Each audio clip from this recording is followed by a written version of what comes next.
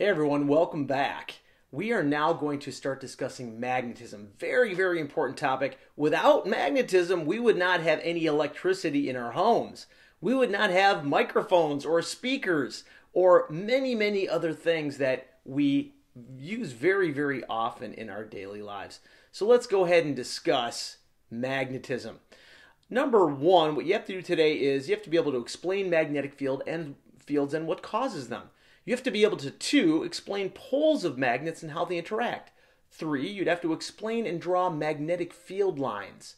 4, you have to predict how a compass or other magnet will align in an external magnetic field.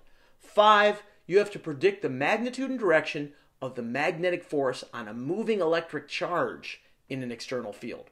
So let's start with magnetic fields. Magnetic fields are also known as B fields. Now they're called that because it was the second quantity described by Maxwell in an early version of his equations. The first one was A, the second one was B, third one was C, fourth one was D, etc. So that's how they got the name B fields. There's also some belief that it might have been Kelvin that he called them B fields as well. So that's probably where it came from, one of those two. Magnetic field is just an aura that surrounds magnets and moving charges. It only surrounds moving charges, and this aura exerts forces on other magnets, on magnetic metals, or on other moving charges. Unlike electric fields will exert a force on any charge. Magnetic fields only exert forces on moving charges. Electrons in a metal are just like molecules in a gas. They're bouncing around every which way. Here's the thing. If there's like a million electrons moving that way, how many electrons are there moving that way at any one time? Same number. If there's a million electrons moving up, there's also a million electrons moving down. So the net motion of electrons is 0.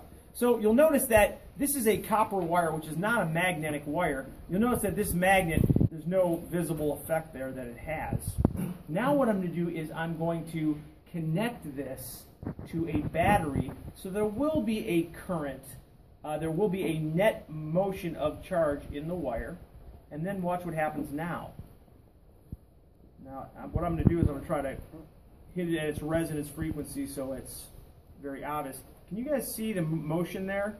That only exists because there's a net motion of charge in this wire. It is then affected by a magnetic field. Okay, cool. And again, just to show you again, disconnect that. And let's see if I can get it to stop moving. And then I will try to connect to make it go again. Okay. And notice that without that net current, I cannot get that thing oscillating like I could before. Now magnetic fields have directions, so they are vectors. And the direction of the magnetic field, or B field as we call it, is defined by the direction the north pole of a free spinning compass will point when you place it in the magnetic field. Here's a compass right here. So if the magnetic field, if the external field is like this, the north pole of this compass will spin, so it also points that away. It will line up with the external magnetic field.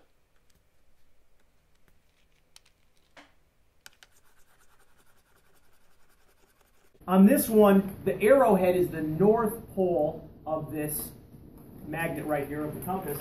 And you can see that the north pole is pointed down. That defines the direction of the magnetic field. The magnetic field is pointed down right here. It's pointed that way. Now you'll notice that when I'm going to move this compass around a little bit, I want you guys to point right out there.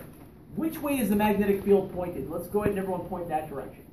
Yeah, it's simply the direction that north pole of your compass is pointing. Like electric fields, magnetic fields add by vector superposition. That just means magnetic fields add like vectors.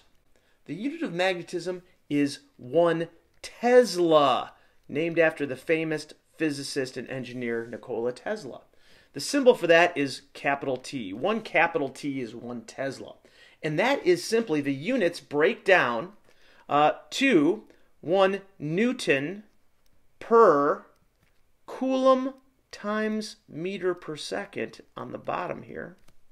or 1 Newton per amp times meter.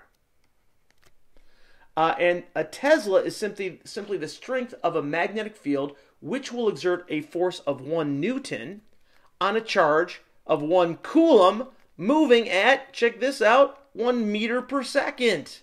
Similarly, you can also express a Tesla as the strength of magnetic field that will exert 1 Newton of force on 1 meter of straight wire that is carrying 1 ampere of current. A Newton per amp meter is a Tesla. Let's look at some various examples of magnetic field strength.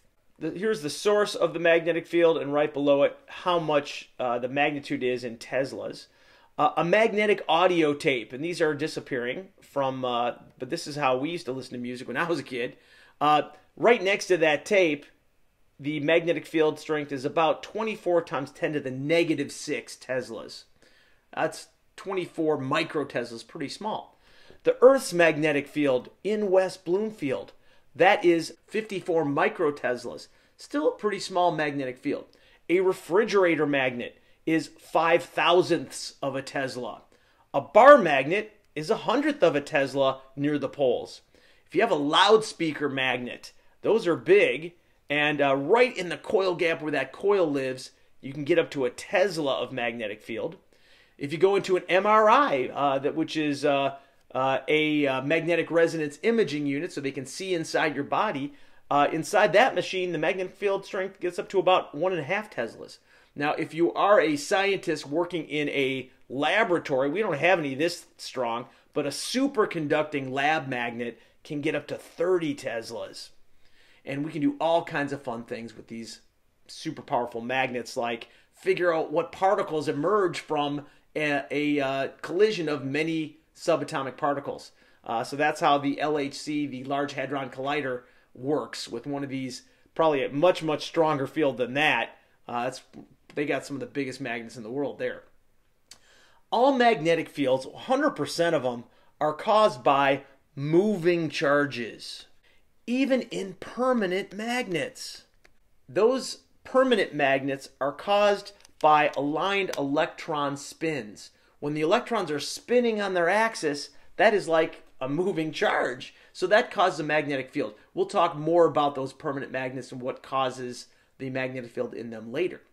Now, though all materials interact weakly with magnetic fields, because every electron is a magnet, there are certain materials that are called ferromagnetic, meaning they will strongly attract a magnet or become a permanent magnet themselves. Ferromagnetism depends on the electron configuration. It's the electron configuration of the element that makes an element magnetic. And it happens only when the element has unpaired electrons. We'll see a lot of this later in the lecture. The ferromagnetic elements at room temperature are nickel, cobalt, and iron. Certain alloys are also strongly magnetic. For example, alloys of neodymium are also really strong magnets. And you can combine nickel, cobalt, iron, and other metals such as alnico, which is a combination of aluminum, nickel, and cobalt, to make strong magnets. Now, all you got to do to magnetize one of these above metals or alloys is simply place it in a strong magnetic field, which I'm symbolizing with B field here. You do that, and you knock it a little bit while it's in that magnetic field, and you will have a permanent magnet.